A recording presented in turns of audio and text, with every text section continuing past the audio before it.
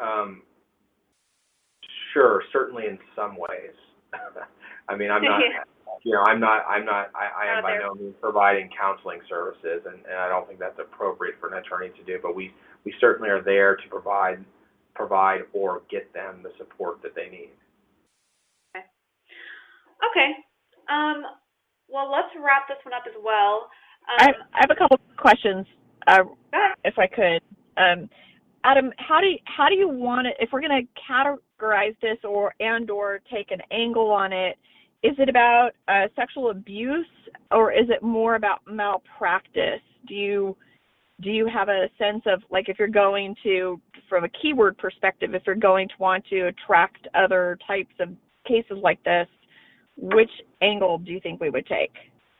From a marketing perspective, and the way I think clients think about it, it's an abuse case. Okay. All right. Now, if you're asking, And then, you're asking me technically how it's phrased, it's framed as a malpractice case.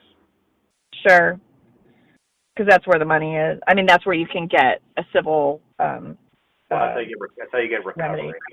Yeah. Right, exactly. Okay.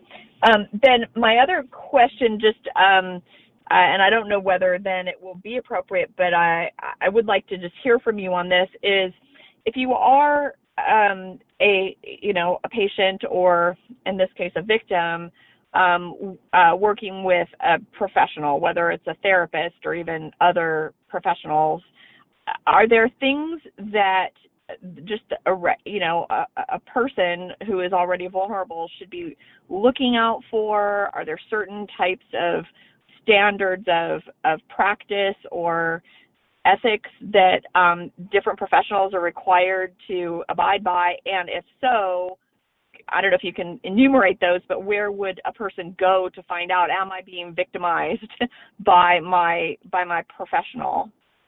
Yeah, I mean, with respect to psychologists, psychiatrists, and counselors, and therapists, and social workers, if they are there to relate with you and establish commonality with you based upon your experiences, that's a telltale sign of a potential abusive relationship or attempt to establish some sort of improper therapeutic relationship. Because the first thing that all these guys or girls do is establish commonality and life experiences in order to gain trust. Oh, hey, this person will get me because they've been through it. And a therapist, it is never appropriate for a therapist to take a patient's life experiences, their transference of that information onto the therapist, and then counter-transfer from the therapist back to the patient's relatable scenarios. It's a transference, counter-transference issue. And that's kind of the first step.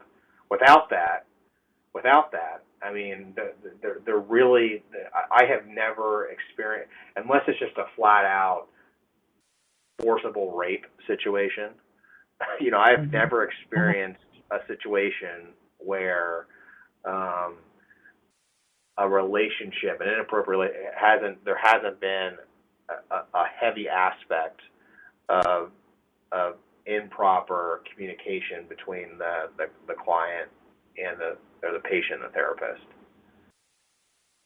Sure.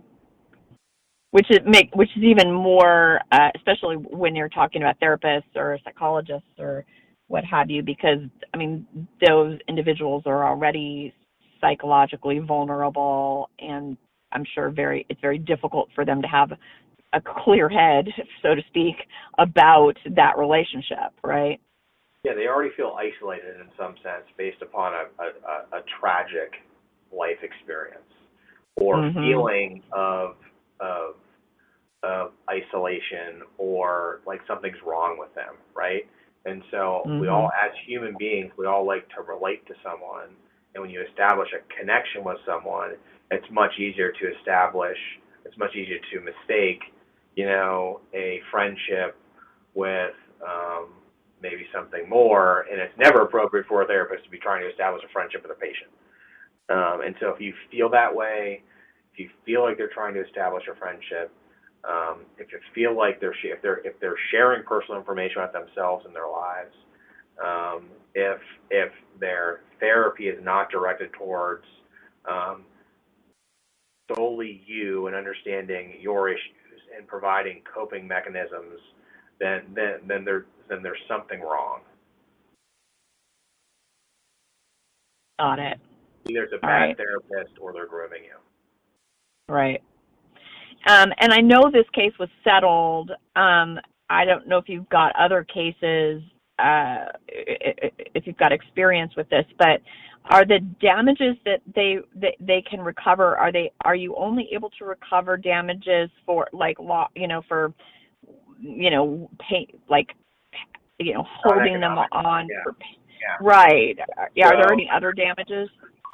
So just like any case, you can recover non-economic and economic damages, but as I'm sure you can imagine, the thing that most people are affected by are the non-economic part, which is the emotional abuse, pain and suffering, blah, blah, blah, blah, blah, stress, anxiety, humiliation. And so those damages right now are capped. Now there's legislation in Ohio right now to lift those caps, and there's actually stuff going around all over the country to make sure that there's no caps, and I think Ohio eventually will lift those caps. They were supposed to pass it last year, but it got caught up when all the election stuff happened. So the hope is that non-economic damages will be uncapped here in Ohio soon. Right now they are, but certainly you can recover economic damages. So, for example, like in the Chamberlain case, what we used to get over the caps was the fact that, look, she had missed other job opportunities or had not pursued other job opportunities because of the dependence that have been developed. You can always collect or recoup whatever you paid for the therapy that was improperly provided. So disgorgement of medical bills previously paid, future therapy for victims that these victims need to now cope with the second, third, or first round of abuse that this sustained. All those things are recoverable. All those types of economic damages are recoverable.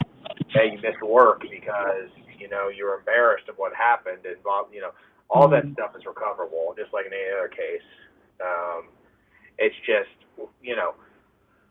most people and most juries, when they're awarding value, I mean they view it as a victim, somebody's person was violated, and those are all non-economic damages. Just like you break your leg, it hurts. You go through this, it hurts. And so those are non-economic. Got it. Okay, great. That's really, really good information. Thank you. That's all I got. Okay, thanks. Great question, Kim. One last thing. How much are we able to use from the mediation statement? If we, is changing names sufficient, or should we leave some of Wendy's past out so she's not so easily, identifiable? That's a pretty specific. Yeah, the answer is I don't know. I don't know. I'd have to read it and think about it. Okay. I think I think some detail is fine. I think you can say a lot of this without getting into specifics. Yeah. We just don't. A very we don't, very tumultuous past or something. Yeah, right. And we don't need to list the called or say right. And say where she was, and there are a million markers in there that she had been previously abused, and all sorts of stuff that you could say generally that I think I'll be okay with. Okay. But obviously don't want, hey, she joined, I can't think of the name of the group she became part of.